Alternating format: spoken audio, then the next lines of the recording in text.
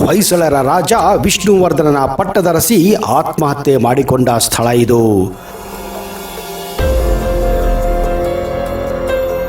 ಕೆಂಪೇಗೌಡರು ಈ ಬೆಟ್ಟದಿಂದ ಬೆಂಗಳೂರಿನ ಗವಿಗಂಗಾಧೇಶ್ವರ ದೇವಸ್ಥಾನದವರೆಗೆ ಒಂದು ಸುರಂಗ ಮಾರ್ಗವನ್ನು ಕೊರೆಸಿದ್ದರು.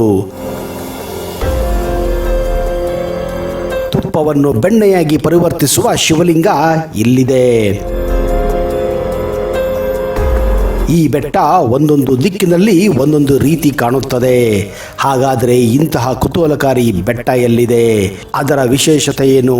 ಅದರ ವಿಸ್ಮಯ ಏನು? ಈ ಬೆಟ್ಟ ಎಲ್ಲಿದೆ? ಈ ಬೆಟ್ಟವನ್ನ ತಲುಪೋದು ಹೇಗೆ? ಬನ್ನಿ ಸ್ನೇಹಿತರೆ, ಈ ಎಲ್ಲ ವಿಷಯಗಳನ್ನ ಇವತ್ತಿನ ಈ ವಿಡಿಯೋದಲ್ಲಿ ನಿಮಗೆ ಕೊಡಕ್ ಹೋಗ್ತಾ ಇದ್ದೀನಿ. ಒಂದು ವೇಳೆ ನೀವು ಈ ಚಾನೆಲ್ ಅನ್ನ ಇನ್ನೂ ಸಬ್ಸ್ಕ್ರೈಬ್ ಮಾಡದೇ ಇದ್ರೆ ದಯವಿಟ್ಟು ಈಗಲೇ ಸಬ್ಸ್ಕ್ರೈಬ್ ಮಾಡಿ, ಜೊತೆಗೆ ಬೆಲ್ ಐಕನ್ ಕೂಡ ಪ್ರೆಸ್ ಮಾಡಿ.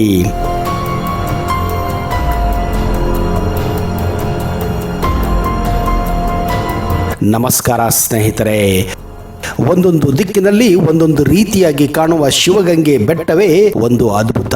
ಉತ್ತರದಿಂದ ಸರ್ಪದ ರೀತಿಯಾಗಿಯೂ, ದಕ್ಷಿಣ ಭಾಗದಿಂದ ಗಣೇಶನ ರೀತಿಯಾಗಿಯೂ, ಪೂರ್ವ ಭಾಗದಿಂದ ನಂದಿಯ ರೂಪದಲ್ಲಿಯೂ ಮತ್ತು ಪಶ್ಚಿಮದಿಂದ ಲಿಂಗ ರೂಪದಲ್ಲಿ ಕಾಣುವ ಈ ಶಿವಗಂಗೆಯನ್ನ ದಕ್ಷಿಣ ಕಾಶಿ ಎಂದೇ ಕರೆಯುತ್ತಾರೆ. ರಾಜ್ಯದ ರಾಜಧಾನಿ ಬೆಂಗಳೂರಿನಿಂದ ತುಮಕೂರು ಕಡೆಗೆ ಪೂನಾ ರಾಷ್ಟ್ರೀಯ ಹೆದ್ದಾರಿಯಲ್ಲಿ ಸುಮಾರು 55 ಕಿಲೋಮೀಟರ್ ದೂರ ಪ್ರಯಾಣಿಸಿದರೆ ನಿಮಗೆ ಧಾಬಾಸ್ಪೇಟೆ ಸಿಗುತ್ತದೆ. ಆ ಮೇಲ್ಸೇತುವೆ ಕೆಳಗಡೆಯಿಂದ ನೀವು ಮುಂದುವರೆದರೆ ಕೆಳಗೆ ಇಳಿದು ಅಲ್ಲಿಂದ ಎಡಕ್ಕೆ 6 ಕಿಲೋಮೀಟರ್ ದೂರ ಪ್ರಯಾಣಿಸಿದರೆ ನಿಮಗೆ ಸಿಗುತ್ತದೆ ಅದ್ಭುತವಾದಂತಹ ಶಿವಗಂಗೆ ಬೆಟ್ಟ.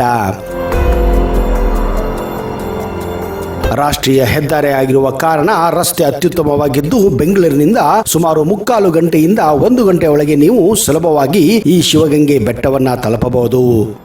ಈ ಊರಿಗೆ ಶಿವಗಂಗೆ ಎಂದು ಹೆಸರು ಬರಲು ಒಂದು ಪುರಾಣವೇ ಇದೆ. ಹಿಂದಿನ ಕಾಲದಲ್ಲಿ ಅಣು ಮತ್ತು ಪರಮಾಣುವಿನ ಬಗ್ಗೆ ನಿಮಗೆ ತಿಳಿಸಿಕೊಟ್ಟಂತಹ ಕಾಣಾದ ಎಂಬ ಋಷಿಯು ಒಂಟಿ ಕಾಲಿನಲ್ಲಿ ನಿಂತು ನೀರಿಗಾಗಿ ಈ ಜಾಗದಲ್ಲಿ ತಪಸ್ಸು ಮಾಡಿದ್ದರು. ಅವರ ತಪಸ್ಸಿಗೆ ಒಲಿದ ಪರಶಿವನು ತನ್ನ ಜಟೆಯಿಂದ ನೀರನ್ನು ಈ ಜಾಗದಲ್ಲಿ ಹರಿಸಿದ್ದ ಕಾರಣ ಈ ಕ್ಷೇತ್ರವನ್ನ ಕಾಣಾದ ಮುನಿಗಳು ಶಿವಗಂಗೆ ಎಂದು ಕರೆಯುತ್ತಾರೆ. ಮುಂದೆ ಜನ ಆಡು ಮಾತಿನಲ್ಲಿ ಅದು ಶಿವಗಂಗೆಯಾಯಿತು ಎಂದು ಇಲ್ಲಿನ ಪುರಾಣ ಸಾರುತ್ತದೆ.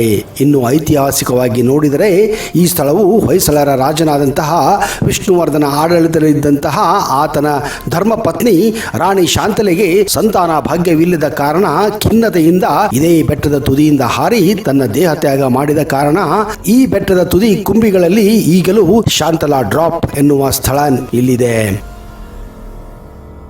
ಮುಂದೆ 16ನೇ ಶತಮಾನದಲ್ಲಿ ಈ ಗುಡ್ಡವು ಶಿವಪ್ಪ ನಾಯಕರ ಕೋಟೆಯಾಗಿ ನಂತರ ಈ ಕೋಟೆಯನ್ನು ಬೆಂಗಳೂರಿನ ಸಂಸ್ಥಾಪಕರಾದಂತಹ ಮಾಗಡಿ ಕೆಂಪೇಗೌಡರು ಈ ಕೋಟೆಯನ್ನ ಜೀರ್ಣೋದ್ಧಾರಗೊಳಿಸಿ ಇಲ್ಲಿಯೇ ತಮ್ಮ ಸಂಪತ್ತನ್ನು ರಕ್ಷಿಸಿ ಇಟ್ಟಿದ್ದರು ಎಂದು ಇತಿಹಾಸ ಸಾರುತ್ತದೆ. ಶಿವಗಂಗೆ ಹೋಗುತ್ತಿದ್ದಂತೆಯೇ ನಮ್ಮ ಕಣ್ಣು ಸದಾ ತುಂಬಿರುವ ಕಲ್ಯಾಣಿಗೆ ಬೀಳುತ್ತದೆ. ಅದರ ಆಸುಪಾಸಿನಲ್ಲಿಯೇ ನಿಮ್ಮ ವಾಹನಗಳನ್ನು ನಿಲ್ಲಿಸಿ ಕಲ್ಯಾಣಿಯಲ್ಲಿ ಕೈಕಾಲು ತೊಳೆದುಕೊಂಡು ದೇವಸ್ಥಾನದ ರಸ್ತೆಯಲ್ಲಿರುವ ಚಿಕ್ಕ ಚಿಕ್ಕ ಹೂವಿನ ಅಂಗಡಿಯಲ್ಲಿ ಹೂ ಹಣ್ಣುಗಳನ್ನು ತೆಗೆದುಕೊಂಡು ಸುಮಾರು 100 ಮೆಟ್ಟಿಲುಗಳನ್ನು ಹತ್ತುತ್ತಾ ಹೋದರೆ ಎಡಗಡೆಗೆ ಗಣೇಶನ ದೇವಸ್ಥಾನ ನಿಮಗೆ ಸಿಗುತ್ತದೆ.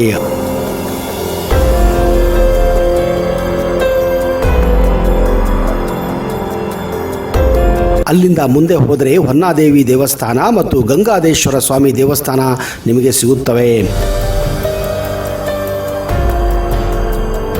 ನಮಗೆಲ್ಲರೂ ತಿಳಿದಂತೆಯೇ ಬೆಣ್ಣೆ ಕಾಯಿಸಿದರೆ ತುಪ್ಪವನ್ನು ಮಾಡಬಹುದು. ಆದರೆ ಪುನಃ ತುಪ್ಪದಿಂದ ಬೆಣ್ಣೆಯನ್ನು ತಯಾರಿಸಲು ಸಾಧ್ಯವೇ ಇಲ್ಲ. ಇದು ವೈಜ್ಞಾನಿಕವಾಗಿಯೂ ಅಸಾಧ್ಯವಾದ ಮಾತೇ ಸರಿ.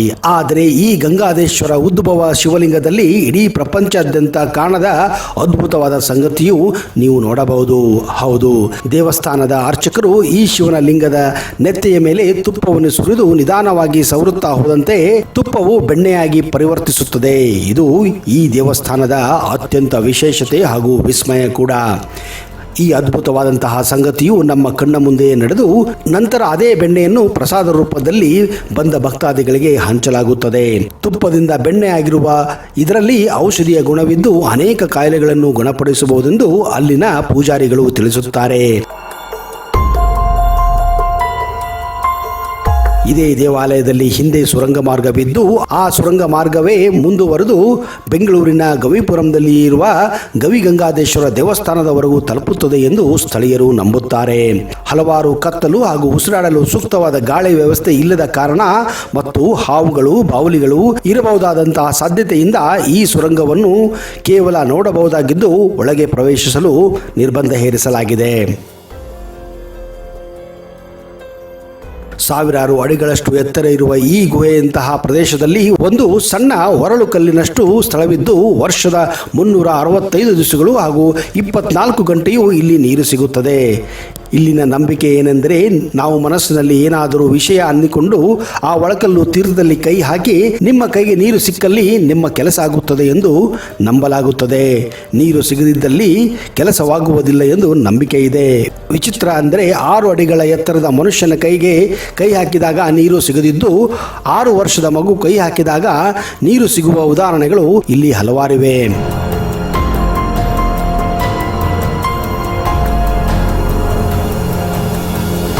ಸಾಧಾರಣವಾಗಿ ಬಹುತೇಕ ಭಕ್ತಾದಿಗಳು ಇಲ್ಲಿಂದ ಮೇಲಿನ ಸ್ಥಳ ಬಹಳ ಕಡಿದಾಗಿದ್ದು ದುರ್ಗಮವಾಗಿರುವ ಕಾರಣ ಮುಂದೆ ಹೋಗಲು ಇಚ್ಛೆ ಪಡದೆ ಅಲ್ಲಿಂದ ನಿಧಾನವಾಗಿ ಬೆಟ್ಟದಿಂದ ಕೆಳಗೆ ಇಳಿದು ಬಿಡುತ್ತಾರೆ.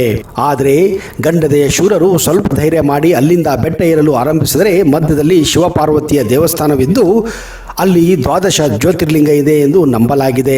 ಇಲ್ಲಿ ಸ್ವಲ್ಪ ಹೊತ್ತು ಸುಧಾರಿಸಿಕೊಂಡು ಮತ್ತೆ ಕಡಿದಾದ ಬೆಟ್ಟವನ್ನು ಏರುತ್ತಾ ಹೋದಲ್ಲಿ ಇನ್ನೇನು ತುತ್ತುದಿಯಲ್ಲಿ ಕಂಬಿಯನ್ನು ತಲುಪಲು 10-20 ಮೆಟ್ರಿಗಳು ಇರುವಾಗ ಎಡಬದಿಯಲ್ಲಿ ಎತ್ತರವಾದ ಕಡಿದಾದ ಬಂಡೆಯ ಮೇಲೆ ಸುಂದರವಾದಂತಹ ಕೆತ್ತಿರುವ ಬೃಹದಾಕಾರ ನಂದಿ ವಿಗ್ರಹವಿದೆ.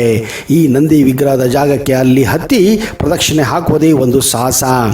ಇಲ್ಲಿ ಕಾಲಿಡುವ ಜಾಗ ಬಹಳ ಚಿಕ್ಕದಾಗಿದ್ದು ಮತ್ತೊಂದು ಕಡೆ ನೋಡಿದಲ್ಲಿ ಮೈ ಜುಮ್ ಎನಿಸುತ್ತದೆ. ಕಾರಣ ಇಲ್ಲಿರುವ ಆ ಅದ್ಭುತ ಪ್ರಪಾತ. ಇಲ್ಲೂ ಸಹ ಗಂಗಾಧೇಶ್ವರ ದೇವಾಲಯವಿದ್ದು ಇಲ್ಲಿನ ಮತ್ತೊಂದು ಆಕರ್ಷಣೆ ಎಂದರೆ ಬೆಟ್ಟದ ತುದಿಯಲ್ಲಿ ಕಟ್ಟಿರುವ ಬೆಳ್ಳಿ ಗಂಟೆಗಳು. ಇದನ್ನು ನೋಡುತ್ತಿದ್ದಂತೆ ಯಾರಪ್ಪ ಇಂತಹ ಬಂಟದೆಯ ಬಂಟರು ಇಲ್ಲಿ ಬಂದು ಈ ಬೆಳ್ಳಿ ಗಂಟೆಗಳನ್ನು ಕಟ್ಟಿದ್ದಾರೆ ಎಂದು.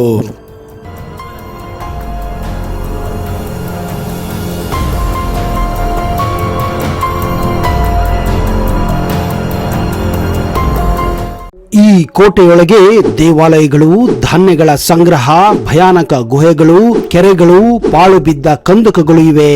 ಕೋಟೆಯ ಗೋಡೆಗಳ ಒಟ್ಟು ಉದ್ದ ಸುಮಾರು 8 ಕಿಲೋಮೀಟರ್ ಆಗಿದೆ. ಈ ಕೋಟೆಯನ್ನ 7 ಗೋಡೆಗಳ ನಡುವೆ ಕಟ್ಟಲಾಗಿದೆ. ಈ ಕೋಟೆಯನ್ನ ಕಲ್ಲಿನ ಕೋಟೆ, ಉಕ್ಕಿನ ಕೋಟೆ ಹಾಗೂ 7 ಸುತ್ತಿನ ಕೋಟೆ ಎಂದು ಕೂಡ ಕರೆಯುತ್ತಾರೆ. ಕೆಲವು ದಿನಗಳ ಹಿಂದೆ ಇಲ್ಲಿ ಭೂತ ದೆವ್ವಗಳ ಕಾಟ ಜಾಸ್ತಿಯಾಗಿತ್ತು ಎನ್ನುವ ವದಂತಿ ಕೂಡ ಇತ್ತು. ದಂತಕಥೆಯ ಪ್ರಕಾರ ಮಹಾಭಾರತದ ಹಿಡಂಬಾಸುರ ಎಂಬ ನರಭಕ್ಷಕ ಒಬ್ಬ ದೈತ್ಯ ಈ ಬೆಟ್ಟದ ಮೇಲೆ ವಾಸಿಸುತ್ತಿದ್ದ. ನಾಗರಹಾವು, ವೀರಮದಕರಿ ನಾಯಕ, ಮಿಸ್ಟರ್ ಅಂಡ್ ಮಿಸಸ್ ರಾಮಾಚಾರಿ ಇಂತಹ ಹಲವಾರು ಕನ್ನಡ ಚಿತ್ರಗಳು ಇಲ್ಲಿ ಚಿತ್ರೀಕರಣಗೊಂಡಿವೆ. ಹೌದು, ಅದುವೇ ಅಭೇದ್ಯ ಕಲ್ಲಿನ ಕೋಟೆ, ಚಿತ್ರದುರ್ಗದ ಕೋಟೆ. ಇದು ಕರ್ನಾಟಕದ ಅಚ್ಚುಮೆಚ್ಚಿನ ಹೆಗ್ಗುರುತಾಗಿದೆ. ಈ ಕೋಟೆಯ ಹೆಸರು ಕೇಳಿದರೆ ಪ್ರತಿಯೊಬ್ಬ ಕನ್ನಡಿಗನ ರೋಮಗಳು ರೋಮಾಂಚನಗೊಳ್ಳುತ್ತವೆ.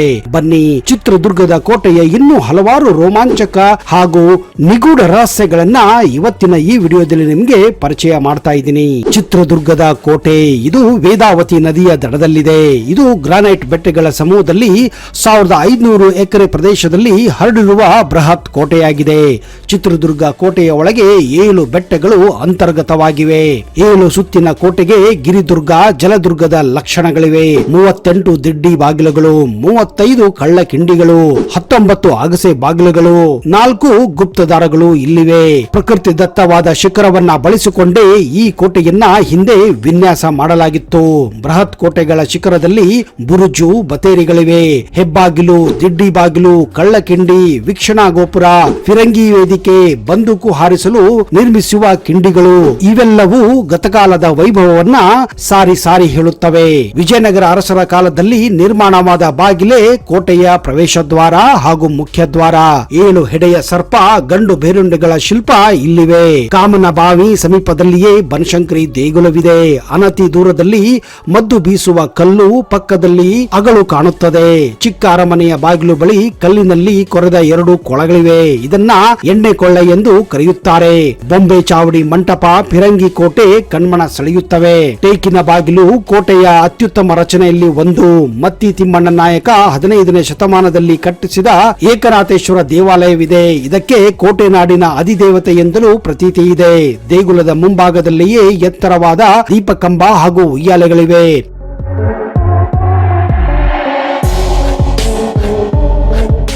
ಬಿಚ್ಚುಗಟ್ಟಿ ಭರಮಣ್ಣ ನಾಯಕ ನಿರ್ಮಿಸಿದ ಮುರುಘಾ ಮಠದ ಮೂಲವಾದ ಬೃಹನ್ಮಠ ಇಲ್ಲಿದೆ. ಇದು 300 ಅಂಕಗಳಿಂದ ಕೂಡಿದ್ದು ಸಮೀಪದಲ್ಲಿಯೇ ಸಂಪಿಗೆ ಸಿದ್ದೇಶ್ವರ ಗುಹಾಂತರ ದೇವಾಲಯವಿದೆ. ಬೌದ್ಧ ಮಂದಿರವಾದ ಹಿಡಂಬೇಶ್ವರ ದೇವಸ್ಥಾನವು ಈ ಮೇಲುದುರ್ಗದಲ್ಲಿದೆ. ಈ ದೇವಸ್ಥಾನದ ಹತ್ತಿರವೇ 5 ಹೆಡೆ ಸರ್ಪ ಈಗಲೂ ಇಲ್ಲಿ ಅಲದಾಡುತ್ತದೆ ಎನ್ನುವ ಮಾಹಿತಿ ಇದೆ. 7 ಸುತ್ತಿನ ಈ ಕೋಟೆಯ 3 ಸುತ್ತನ್ನು ನೆಲದ ಮೇಲೂ, ಇನ್ನುಳಿದ 4 ಸುತ್ತನ್ನು ಬೆಟ್ಟದ ಮೇಲೂ ನಿರ್ಮಾಣ ಮಾಡಲಾಗಿದೆ. ಪೂರ್ವ ದಿಕ್ಕಿನಿಂದ ಹೊರಟು ಬೆಟ್ಟದ ಅರಮನೆ ತಲುಪಲು ಬರೋಬ್ಬರಿ ನೀವು 9 ಬಾಗಿಲುಗಳನ್ನ ದಾಟಬೇಕಾಗುತ್ತದೆ. ಈ ಪೂರ್ವ ದಿಕ್ಕಿನ ಮುಖ್ಯವಾದ ದ್ವಾರವನ್ನ ರಂಗಯ್ಯನ ಬಾಗಿಲು ಎಂದು ಕರೆಯುತ್ತಾರೆ. ಮೊದಲನೇ ಸುತ್ತಿನ ಕೋಟೆಯನ್ನು ದಾಟಿದರೆ ಉತ್ಸವಾಂಬ ದೇಗುಲ ದೊರೆಯುತ್ತದೆ. ಇದರ ಪಕ್ಕ ಇರುವ ಬಾಗಿಲು ಗಾರೆ ಬಾಗಿಲು. 3ನೇ ಸುತ್ತಿನ ಬಾಗಿಲು ಹೆಸರು ಕಾಮನ ಬಾಗಿಲು. ಇಲ್ಲಿಯೇ ಎಣ್ಣೆ ಕೊಳ್ಳ ಹಾಗೂ ಗವಿ ಇರುವುದು. ಇಲ್ಲಿಂದ ದಕ್ಷಿಣಕ್ಕೆ 4 ದೊಡ್ಡ ಬೀಸುವ ಕಲ್ಲುಗಳಿವೆ. ಮದ್ದನ್ನ ಅರೆಯಲು ಇದನ್ನ ಆನೆಗಳ ಸಹಾಯದಿಂದ ಉಪಯೋಗಿಸುತ್ತಿದ್ದರು ಎನ್ನುವುದು ಐತಿಹ್ಯ. 4ನೇ ಬಾಗಿಲು ಬಳಿ ಇರುವ ಕೊತ್ತಳವನ್ನ ವೀರಭದ್ರ ಕೊತ್ತಳ ಎನ್ನುತ್ತಾರೆ. ಇದನ್ನು ದಾಟಿ ಮುಂದೆ ನಡೆದರೆ 5ನೇ ಬಾಗಿಲು ಸಿಗುತ್ತದೆ. 5ನೇ ಬಾಗಿಲು ಹಾಗೂ 6ನೇ ಬಾಗಿಲುಗಳು ಸುಲಭವಾಗಿ ಗೋಚರವಾಗದಂತೆ ನಿರ್ಮಿಸಲಾಗಿದೆ. ಇದರ ಬಳಿ ಗಣೇಶನ ಗುಡಿ ಇದೆ. 7ನೇ ಬಾಗಿಲನ್ನು ಪ್ರವೇಶಿಸಿದರೆ ಏಕನಾಥೇಶ್ವರಿ ದೇವಸ್ಥಾನ ಸಿಗುತ್ತದೆ. ಕಲ್ಲಿನ ಆಯತಾಕಾರದ ಕಣಜವು ಇಲ್ಲೇ ಇರೋದು.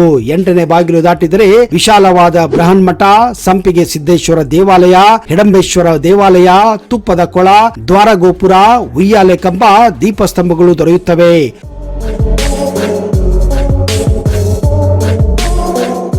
9ನೇ ಬಾಗಿಲನ್ನು ದಾಟಿದರೆ ಗೋಪಾಲ ಕೃಷ್ಣ ದೇಗುಲ ಸಿಗುತ್ತದೆ. ಇಲ್ಲಿ ಮದ್ದಿನ ಮನೆ, ಗುಪ್ತ ಗುಹೆ, ಗೋಪಾಲಸ್ವಾಮಿ ಹೊಂಡ, ಅರಮನೆ ಬಯಲು ಕೂಡ ಸಿಗುತ್ತದೆ. ಅರಮನೆಯಂತಹ ಅನೇಕ ದೊಡ್ಡ ದೊಡ್ಡ ಕಲ್ಲುಗಳು ಇಲ್ಲಿವೆ. ಇವುಗಳನ್ನು ಮಣ್ಣಿನಿಂದ ಕಟ್ಟಲಾಗಿದೆ. ಇಲ್ಲಿ ಭಾರಿ ಕಣಜಗಳು ಹಾಗೂ ಮುದ್ರಾ ಶಾಲೆಗಳಿವೆ. ಇದು ಚಿತ್ರದುರ್ಗದ ಆತ್ಮ ಪ್ರದೇಶವಾಗಿದೆ. ಈ ಪ್ರದೇಶದ ಸುತ್ತಲೂ ಬೆಟ್ಟಗಳು ಇರುವುದರಿಂದ ಸ್ವಾಭಾವಿಕವಾಗಿ ರಕ್ಷಣೆ ಇದ್ದೇ ಇದೆ. ಆದರೂ ಸುತ್ತಲೂ ಇರುವ ಬೆಟ್ಟಗಳ ಮೇಲೆ ಬತ್ತೇರಿಗಳನ್ನ ನಿರ್ಮಿಸಿ ಯಾವ ಶತ್ರುವು ಒಳನುಸುಳದಂತೆ ವ್ಯವಸ್ಥೆಯನ್ನ ಕಲ್ಪಿಸಲಾಗಿತ್ತು. ನೆಲ್ಲಿಕಾಯಿ ಸಿದ್ದೇಶ್ವರ ಬತೇರಿ, ಜುಂಡಾ ಬತೇರಿ, ಲಾಲ್ ಬತೇರಿ, ತುಪ್ಪದ ಕೊಳದ ಬತೇರಿ, ಕಹಳೆ ಬತೇರಿ, ಬಸವನ ಬತೇರಿ ಮುಖ್ಯವಾದ ಬತೇರಿಗಳಾಗಿವೆ.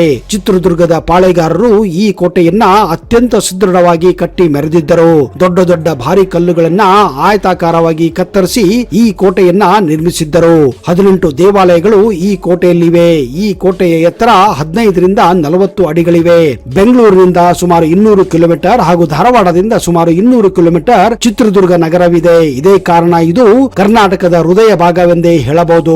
ಮದಕರಿ ನಾಯಕ ಮತ್ತು ಅವನ ಆಳ್ವಿಕೆಯಲ್ಲಿ ಓಬವ್ವ ದಂತಕಥೆಯಾಗಿ ಈ ಕೋಟೆಗೆ ಹೊಸ ಮೆರಗನ್ನ ಕೊಟ್ಟಿದ್ದಳು. ಶತ್ರುಗಳನ್ನ ತನ್ನ ವನಕೆಯಿಂದ ಸೆದೆಬಡಿದು ಓಬವ್ವ ಎಂಬ ವೀರ ಮಹಿಳೆಯ ಕಥೆಯು ಈ ಕೋಟೆಯ ಜೊತೆ ನಂಟು ಹಾಕಿಕೊಂಡಿದೆ. ಇಂದಿಗೂ ಓಬವ್ವನ ಕಿಂಡಿ ಎಂಬ ರಂಧ್ರವನ್ನು ಈ ಕೋಟೆ ಗೋಡೆಯಲ್ಲಿ ನೀವು ಕಾಣಬಹುದು.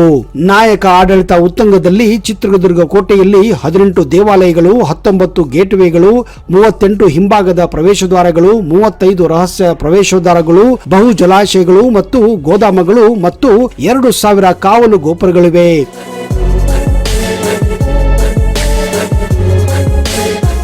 ಕೋಟೆಯಲ್ಲಿ ವಿಸ್ತೃತ ಮುತ್ತಿಗೆಯನ್ನು ಸಹಿಸಿಕೊಳ್ಳಲು ಬೇಕಾದ ನೀರು, ಆಹಾರ ಮತ್ತು ಮಿಲಿಟರಿ ನಿಬಂಧನೆಗಳನ್ನ ಖಚಿತಪಡಿಸಿಕೊಳ್ಳಲು ಜಲಾಶಯಗಳು, ಹೊಂಡಗಳು ಮತ್ತು ಶೇಖರಣಾ ಗೋದಾಮುಗಳನ್ನ ಮುಖ್ಯವಾಗಿ ಇಲ್ಲಿ ವಿನ್ಯಾಸಗೊಳಿಸಲಾಗಿತ್ತು. ಕೋಟೆಯೊಳಗಿನ 7 ಗೋಡೆಗಳನ್ನ ಆನೆಗಳೊಂದಿಗೆ ದಾಳಿ ಮಾಡಲು, ಶತ್ರುಗಳು ಕೋಟೆಗೆ ಪ್ರವೇಶಿಸದಂತೆ ತಡೆಯಲು ನಯವಾದ ಮಾರ್ಗದಿಂದ, ತುಂಬಾ ದುರ್ಗಮ ಮಾರ್ಗದಿಂದ ಇವುಗಳನ್ನ ನಿರ್ಮಿಸಲಾಗಿತ್ತು. 80ರ ದಶಕದಲ್ಲಿ ಪ್ರೇಮಿಗಳಿಗೆ ಇದು ಆತ್ಮಹತ್ಯೆಯ ಅಡ್ಡ ಆಗಿತ್ತು ಎಂದು ಕೂಡ ಹೇಳಲಾಗಿದೆ. ಹೀಗೆ ಆತ್ಮಹತ್ಯೆ ಮಾಡಿಕೊಂಡವರು ಭೂತ ದೆವ್ವಗಳಾಗಿದ್ದು ಎಂಬ ಊಹಾಪೋಹಗಳು ಕೂಡ ಇದ್ದವು. ಈ ಸಮಯದಲ್ಲಿ ಚಿತ್ರದುರ್ಗ ಕೋಟೆಯಲ್ಲಿ ಭೂತ ದೆವ್ವಗಳ ಕಾಟ ಜಾಸ್ತಿ ಇತ್ತು ಎಂದು ಕೂಡ ವದಂತಿ ಇತ್ತು. ಹಿಂದೆ ಬ್ರಿಟಿಷರು ಈ ಕೋಟೆಯಿಂದ ಹಲವಾರು ಖಜಾನೆಗಳನ್ನ ಲೂಟಿ ಕೂಡ ಮಾಡಿದ್ದಾರೆ ಎನ್ನುವ ಮಾಹಿತಿ ಇದೆ. ಈಗಲೂ ಕೂಡ ಈ ಕೋಟೆಯಲ್ಲಿ ಅಪಾರ ಪ್ರಮಾಣದ ಖಜಾನೆ ಇದೆ ಎನ್ನುವ ಗುಪ್ತಚರ ವರದಿ ಕೂಡ ಇದೆ. ಚಿತ್ರದುರ್ಗ ಆಳ್ವಿಕೆ ಮಾಡಿದ ಪಾಳೆಗಾರರು ನಿರ್ಮಿಸಿದ ಕೋಟೆ ನಾಗರಹಾವು ಚಿತ್ರದ ಮೂಲಕ ಜನರ ಮನಸ್ಸಿನಲ್ಲಿ ಬೇರೂರಿತ್ತು. ನಿರ್ದೇಶಕ ನಿರ್ದೇಶಕ ಪುಟ್ಟಣ್ಣ ಕಣಗಾಲ್ ಕಲ್ಲಿನ ಕೋಟೆಯನ್ನ ಅದ್ಭುತವಾಗಿ ಚಿತ್ರಿಸಿ ಬಳಿಕ ಕೋಟೆ ವೀಕ್ಷಿಸುವ ಹಂಬಲ ಜನರಲ್ಲಿ ಮೂಡಿಸಿದ್ದರು. ಓಬವ್ವನ ಕಿಂಡಿ ಆಕರ್ಷಣೆ, ಬೆಟ್ಟದ ತುದಿಯಲ್ಲಿ ತುಪ್ಪದ ಕೊಳ, ಮತ್ತೊಂದು ಬದಿಗೆ ಗೋಪಾಲಸ್ವಾಮಿ ಹೊಂಡವಿದೆ. ಟಂಕಸಾಲೆ ದಾಟಿದರೆ ಅಕ್ಕ ತಂಗಿಯರ ಹೊಂಡ ಕೂಡ ನಿಮಗೆ ಇಲ್ಲಿ ಗೋಚರಿಸುತ್ತದೆ. ಸದಾಕಾಲ ನೀರು ಹಿಡಿದಿರುವ ಜಲಮೂಲಗಳು ಕೋಟೆಯ ಒಳಭಾಗದಲ್ಲಿವೆ. ತಣ್ಣೀರು ದೋಣಿಯಿಂದ ಕೆಳಗೆ ಇಳಿದರೆ ಒನಕೆ ಓಬವ್ವನ ಕಿಂಡಿ ನಿಮಗೆ ಸಿಗುತ್ತದೆ. ಕುರುವರ್ತೀಶ್ವರ ದೇವಸ್ಥಾನ ಕೋಟೆಯ ಸಮೀಪದಲ್ಲಿದೆ. ಕಾಮಗೇತಿ ವಂಶದ ಅರಸರ ಕಾಲದಲ್ಲಿ ಚಿತ್ರದುರ್ಗ ಶೌರ್ಯಕ್ಕೆ ಹೆಸರು ಪಡೆದಿತ್ತು. ವಿಜಯನಗರ ಸಾಮ್ರಾಜ್ಯದ ಸಾಮಂತರಾಗಿದ್ದ ಪಾಳೆಗಾರರು ಕಾಲಾಂತರ ನಂತರ ಸ್ವತಂತ್ರ ರಾಜ್ಯವನ್ನ ಕಟ್ಟಿ ಮೆರೆದಿದ್ದರು. ಆಗಲೇ 7 ಸುತ್ತಿನ ಕೋಟೆ ಸ್ಪಷ್ಟ ರೂಪವನ್ನ ಕೂಡ ಪಡೆದಿತ್ತು. ನಾಯಕ ಅರಸರ ಕೊಡುಗೆಯೇ ಫಲವಾಗಿ ಕೋಟೆ ಇಂದಿಗೂ ಕಣ್ಮನ ಸೆಳೆಯುತ್ತದೆ. 7 ಶಿಖರಗಳನ್ನು ಸೇರಿಸಿ ಸಾಮ್ರಾಜ್ಯ ರಕ್ಷಣೆಗೆ ನಿರ್ಮಿಸಿದ ಕೋಟೆ ಅಭೇದ್ಯವಾಗಿದೆ. ಈ ಕೋಟೆಯನ್ನ ನೋಡಲು ಅಪಾರ ಪ್ರಮಾಣದ ಪ್ರವಾಸಿಗರು ಪ್ರತಿನಿತ್ಯ ಇಲ್ಲಿ ಬರುತ್ತಾರೆ. ಆದರೆ ದುರಾದೃಷ್ಟ ಅಂದ್ರೆ ಇತ್ತೀಚೆಗೆ ಇಲ್ಲಿ ಸೆಲ್ಫಿ ತೆಗೆದುಕೊಳ್ಳುವ ಹುಚ್ಚಿನಲ್ಲಿ ಕೆಲವರು ತಮ್ಮ ಪ್ರಾಣವನ್ನು ಕೂಡ ಕಳೆದುಕೊಂಡಿದ್ದಾರೆ. ಯಾಕಂದ್ರೆ ಇಲ್ಲಿ ಹಲವಾರು ಬಂಡೆಗಳು ತುಂಬಾ ಅಪಾಯಕಾರಿಯಾಗಿವೆ. ಇಂತಹ ನಿಗೂಢ ಪ್ರದೇಶಕ್ಕೆ ಹೋದಾಗ ಪ್ರವಾಸಿಗರು ಹುಷಾರಾಗಿರಬೇಕೆಂದು ಇಲ್ಲಿನ ಲೋಕಲ್ ಗೈಡ್ಸ್ಗಳು ಕೂಡ ಪದೇ ಪದೇ ಹೇಳುತ್ತಾರೆ.